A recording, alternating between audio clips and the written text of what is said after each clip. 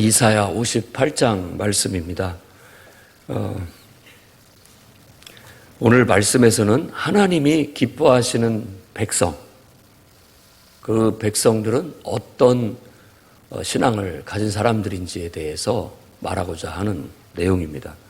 그러니까 새롭게 예루살렘은 재건되었고 그 예루살렘이 하나님을 예배하는 중심지가 돼서 세상 모든 사람들에게 하나님을 알리고 하나님을 예배하러 올 때 하나님 말씀을 가르칠 수 있는 그런 예루살렘, 그런 교회가 되려면은 바로 그 역할을 감당할 수 있는 이스라엘 백성들, 그들이 어떤 모습이어야 되겠느냐라고 그렇게 질문을 할 때 하나님께서 이와 같은 답변을 주시는 겁니다.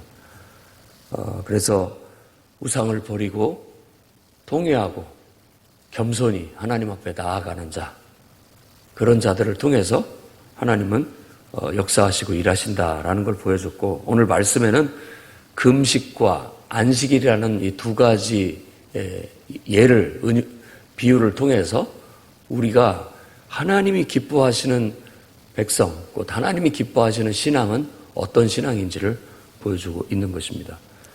그래서 일단은 외쳐라, 크게 외쳐라, 목소리를 아끼지 말라, 내 목소리를 나팔같이 높여 내 백성에게 그들의 허물을, 야곱의 집에 그들의 죄를 알리라. 1절에 그렇게 얘기를 하는데, 허물과 죄를 깨우침을 받는 자들, 이런 사람들이 하나님이 기뻐하시는 백성이다라고 말하는 겁니다. 늘 허물은 있을 수 있고 또 죄도 있을 수 있고 잘못을 저지를 수 있습니다. 누구나 다 온전하지 못하기 때문에. 그러나 하나님의 백성이라 함은 항상 하나님으로부터 그 허물과 잘못을 여기서는 지적하시는 바죠. 외치라, 이런 말들은 지적받았을 때 기꺼이 잘못을 인정하고 하나님의 길을 찾아가는 사람들이고 하나님의 공의를 즐거워하는 자들이다라고 그렇게 말합니다. 그러면서 판단은 하나님께 구하고 하나님의 규례를 철저히 지키는 사람들, 이런 사람들이 바로 하나님 백성인 것이죠. 교회에 다 나온다고 해서 신앙생활을 다 잘한다라고 볼 수가 없습니다. 그것은 이와 같이 하나님 앞에 나와서 하나님 말씀을 읽고 묵상하고 또 설교를 듣고 가르침을 받으면서 우리 자신들을 돌아보고 자기를 점검할 수 있는, 그래서 내가 이런 것들은 고쳐야 되겠구나, 이런 것들은 내가 잘못했구나, 이런 것들을 깨닫고 하나님은 이렇게 하는 걸 기뻐하시는구나, 이게 성경에서는 이렇게 가르치고 있구나, 그거에 따라서 나를 변화시켜 나가고 그 말씀대로 나를 바꿔나가고 실천해 나가는 사람들, 이런 사람들이 바로 하나님이 기뻐하시는 하나님의 백성이다라고 그렇게 오늘 띄어서 시작을 합니다. 그 다음에 이제 두 번째가 금식에 대해서 얘기를 하는데, 우리가 신앙생활 하는데 종교적인 것 중에 대표적인 게 금식입니다. 금식을 하면, 금식이라는 그 행위 자체가 굉장히 종교적인 행위로 볼 수 있습니다. 그런데 잘못된 금식에 대해서 얘기를 하는 거예요. 금식은 하기는 하는데 오히려 금식이라는 그 자체가 하나님 앞에서 자기 자신을 돌아보고 그리고 더 하나님 말씀대로 더 철저히 살려고 하는 그런 몸부림으로 금식이 이루어져야 되는데, 그런 건 하나도 없고 그냥 금식만 하는 거예요. 그러니까 금식의 의미가 퇴색되고 결국 오락을 하고 금식하는 와중에서도 다툼과 폭력을 행사하고 이렇다는 거예요. 금식한다는 명분하에 자기 할 일을 하지 않고 다른 사람한테 내 할 일을 다 갖다 떠다넘기고, 이런 불의, 의롭지 못한 일들을 행하더라라는 거예요. 그러니까 우리가 여기서 중요한 교훈을 배워야 됩니다. 종교적이라고 해서 절대화되는 게 아닙니다. 종교적이라는 것은 정말로 하나님이 기뻐하시는 공의를 실천하는 데에 그 핵심이 있다는 걸 잊어서는 안 된다는 거예요. 예배 드렸잖아. 그것으로 되는 게 아니라 예배 그 자체가 하나님 앞에서 나를 점검하고 하나님 말씀을 내가 받아서 그 말씀 앞에 나를 반성하고 나를 돌아봐서 더 하나님 보시기에 공의로운 그런 삶을 살아가는 것이 진정한 신앙이라는 것을 말하고 있는 거예요. 그래서 오히려 내가 기뻐하는 금식, 이것을 금식으로만 보지 말고 내가 기뻐하는 신앙생활은 흉악의 결박을 풀어주고 당연히 기도하는 사람이라면 예배 드리고 하나님 말씀을 묵상하는 사람이라면 악의적으로 누군가가 고통받고 있다고 한다면 그것을 풀어줄 수 있는 그런 실천이 따라야 된다. 이런 공의가 있어야 된다라는 겁니다. 그리고 압제와 멍해를 풀어주고 줄인 자 먹이고 빈민 헐벗은 자를 돌봐라. 이게 진짜 신앙생활이다 라고 그렇게 말하는 겁니다. 이걸 이분화시키면 절대로 안 됩니다. 그러니까 종교적인 행위와 우리의 어떤 공의의 실천을 구분해서 나누면 안 됩니다. 곧 하나님을 경외하고 하나님 앞에 헌신하고 하나님을 섬기는 것 자체가 바로 우리가 이 세상을 사랑하고 세상을 경외하고 세상에 대해서 우리가 진실하고 성실하게 대한다라는 그런 의미가 되는 겁니다.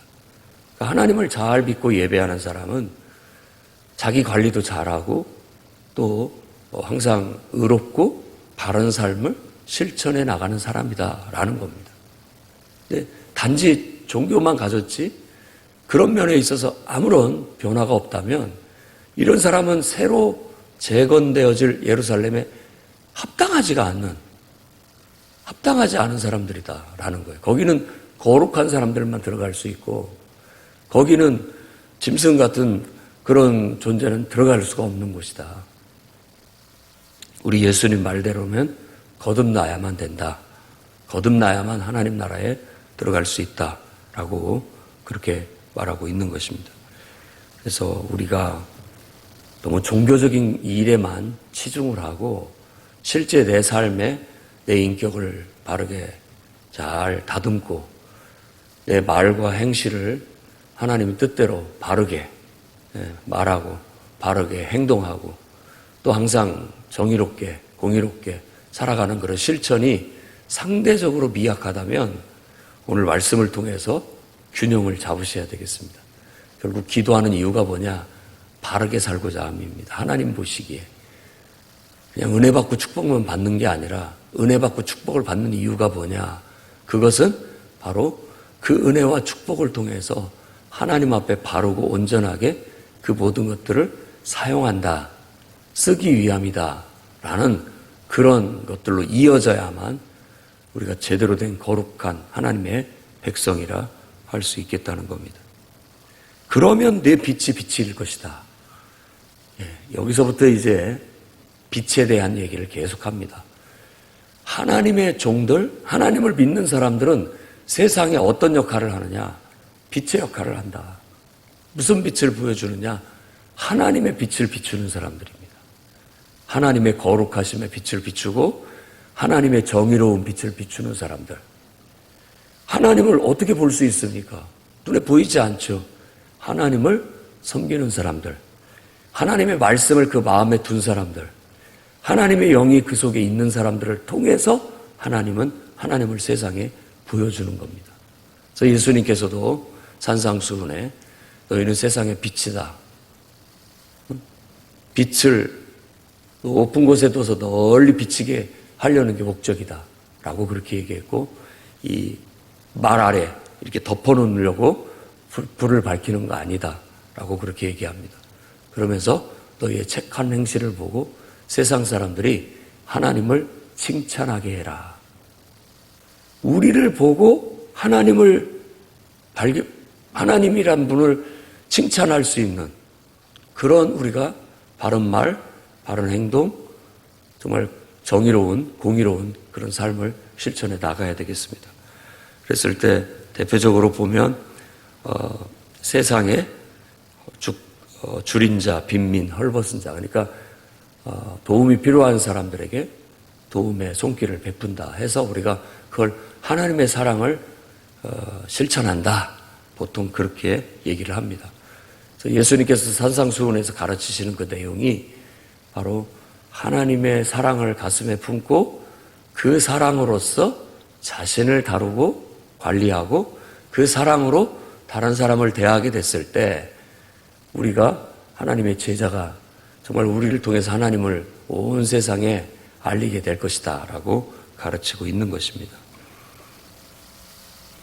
그렇게 될 때 우리는 세상에 빛이 비치게 될 것이고 또 치유와 회복이 급속히 일어나게 될 것이고 하나님의 공의가 앞에 하나님의 영광이 뒤에 따르게 될 것이다 라고 그렇게 해서 우리 자체가 바로 산 증인들입니다.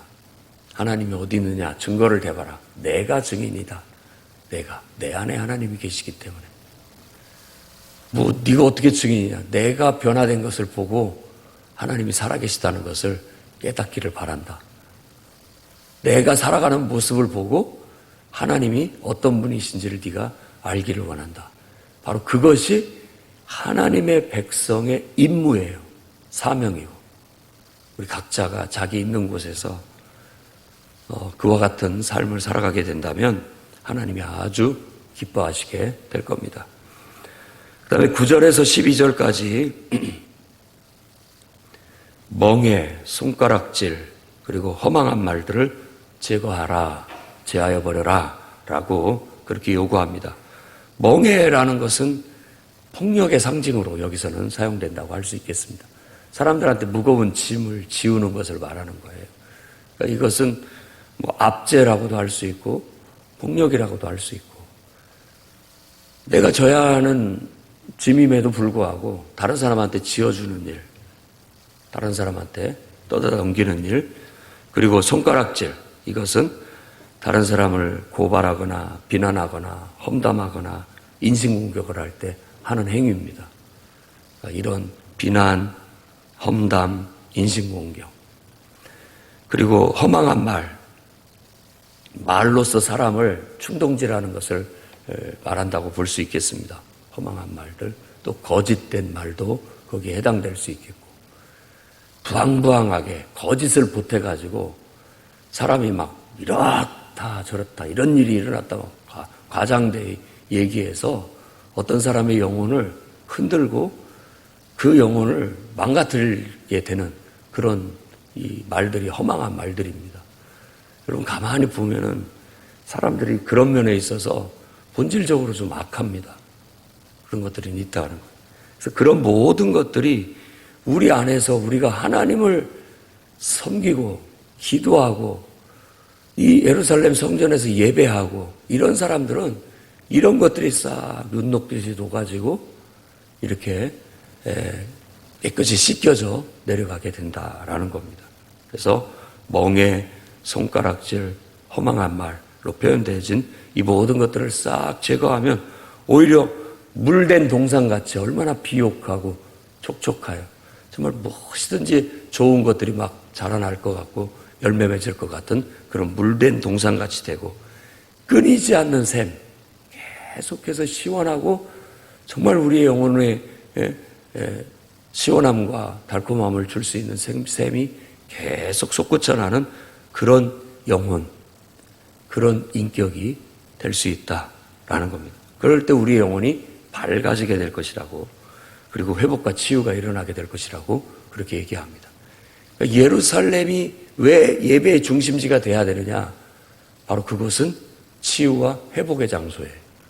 모든 사람들이 기도하러 나와서 예배를 드리고 하나님의 말씀을 듣고 배우면서 사람들이 이렇게 달라지는 거예요. 인격이 달라지고 성품이 변화되고 정말 하나님의 뜻 안에서 자기의 인격을 잘 다듬고 또 자기의 인생을 하나님 보시기에 바르고 진실하고 성실하게 이렇게 살아갈 수 있는 그런 인간이 되기 때문에 예루살렘이라는 곳이 예배 드리는 곳, 그 종교적인 그런 면만이 아닌 사람의 영혼을 깨우고 사람을 사람답게 만드는, 그래서 세상을 사람이 살만한 곳이 되게 만드는 그런 중심지가 될 것이다. 그래서 거기서부터 이렇게 물이 흘러나와가지고 온 세계에 퍼져나가는 거. 그래서 만물이 다 소생하게 되는 거. 그게 바로 계시록에서 또 에스겔서에서 우리에게 보여주고 있는 이상이고 환상입니다. 하나님으로부터 은혜가 올라오고 그분의 교훈과 감화를 통해서 한 사람 한 사람이 변화되면서 온 세상이 변화되게 된다면 그야말로 우리가 성경에서 말하고 있는 천국이 언젠가 우리 눈앞에 펼쳐지게 될 겁니다. 그 다음에 13절, 14절 마지막으로 얘기하고 있는 게 안식일에 대한 얘기를 합니다. 그러니까 종교적인 것 첫 번째 금식, 그 다음에 안식일. 그러니까 금식하고 안식일을 지키는 것이 가장 두드러진 종교 행위예요. 오늘날로 얘기한다면 오늘날도 뭐 금식기도 한다든지 혹은 오늘날도 주일 예배에 참석한다든지 이런 것들은 대표적인 너 교회 다니는구나 기독교인이라는 종교적인 행위로 볼 수 있어요. 그러나 이제 문제는 뭐냐? 기도도 한다고 보는데 어찌 너는 달라지지가 않니? 교회는 다닌 것 같은데 예나 지금이나 변한 게 하나도 없구나. 이것이 문제라는 겁니다. 이것이 문제라는 거예요. 안식일을 구분해서 성일로 지키고 즐거운 날로 여기고 그날을 경건하게 보내고 그날을 존귀하게 여기게 된다면 그런 어떤 우리가 실천을 통해서 그날에 나 자신을 돌아보고 감사할 건 감사하고 반성할 건 반성하고 또 새롭게 계획 세울 건 새롭게 계획 세워서 오히려 그날을 지킨다기보다는 그 날을 통해서 사람이 인격이 다듬어지고 차츰차츰 더 성장하고 성숙되어져 나가는 그런 것이 어찌 보면 안식일을 지키는 궁극적인 이유다라고 말하고 있는 겁니다. 그래서 이 안식일과 금식을 통해서 철저히 우리가 종교적인 행위가 실질적인 내 인격의 변화와 내 삶의 향상, 이걸로 이어져야 된다. 그게 이루어지지 않게 된다면 우리는 무늬만 하나님 백성이 되고 그냥 말로만 하나님 그리스도인이 될 수밖에 없고 아무런 능력도 나타나지 않는다는 거예요. 이 능력이라는 건 변화에 있습니다. 옛날에는 이랬던 사람이 달라지는 게 쉽지 않기 때문에 그래요. 이건 성령의 역사입니다. 화가 치밀어 오르더라도 이걸 누를 수 있는 이게 능력이에요, 능력. 우리 욕망에서 막 이러고 싶을 때 그걸 참아내는 거, 하기 싫은 것도 우리 안에서 하나님의 말씀이 나를 밀어서 하게 되는 것. 이런 것들이 능력입니다. 성령의 역사인 거예요. 그럴 때 변화가 되고 기적이 나타나고 능력이 나타나게 돼서 우리 인격이 다듬어지게 되고 우리의 삶이 더 성숙하고 성장해 나아갈 수 있게 되는 겁니다. 어떤 의미에서 진정한 예배자는 정말 하나님 앞에 참된 예배를 통해서 공의를 실천하는 자요. 하나님이 기뻐하시는 하나님의 백성은 경건한 삶을 실천하는 사람들이다. 새로 회복될 예루살렘에서는 그와 같은 사람을 양산하고 그와 같은 변화를 일으켜야 된다. 그래서 교회가, 성도들이 세상에 빛이 돼야 된다라는 걸 강조하고 있는 겁니다. 이 말씀은 그대로 신약에서도 똑같이 가르치게 되는 겁니다. 그래서 성화에 대한 가르침이 곳곳에 있습니다. 예수님께서도 산상수훈에 바로 그 성화를 가르친 거예요. 하나님이 온전하신 것처럼 너희도 온전해라. 너희 감정을 하나님의 영에 의해서 통제해라. 하나님의 영에 의해서 너희 욕망을 통제해라. 하나님의 영에 의해서 너의 거짓됨을 통제해라. 하나님의 영에 의해서 너희의 나쁜 마음, 악을 선으로 바꿔 나가라. 원수까지도 사랑해라. 이런 가르침을 배우게 되고 사도 바울의 서신들도 대부분 성령의 은혜 가운데서 변화되기를, 우리가 성화되고 성숙되기를 늘 요구하고 있습니다. 변화되지 않은 사람, 너희가 믿을 때 성령 받았느냐? 왜? 성령을 받았다면 기도하는 사람이고 하나님의 말씀이 들어간 사람이고 하나님의 영이 그 속에 역사하고 있는 사람이라면 그럴 리가 없다. 그렇게 될 리가 없다. 우리가 하나님 말씀이 우리 속에서 역사하고 있고 성령이 역사하고 있다면 그거에 따라서 우리 자신들이 다스려지고 그 말씀과 영에 의해서 통제되어지기 때문에 우린 더 온전함으로 하나님이 기뻐하시는 길로 나아갈 수 있다라는 겁니다. 그래서 저는 여러분들이 오늘 정말 그 길로 가기를 바랍니다. 만일 우리가 이 신앙을 통해서 우리의 변화, 그리고 정의로운 삶, 공의롭고 경건한 삶으로 살아내지 못하면 마르크스가 종교는 만민의, 인민의 아편이다 라고 얘기한 그 말이 맞아버리게 됩니다. 그냥 교회 와서 위로나 받고 축복이나 받고 그건 종교는 그냥 아편일 뿐입니다.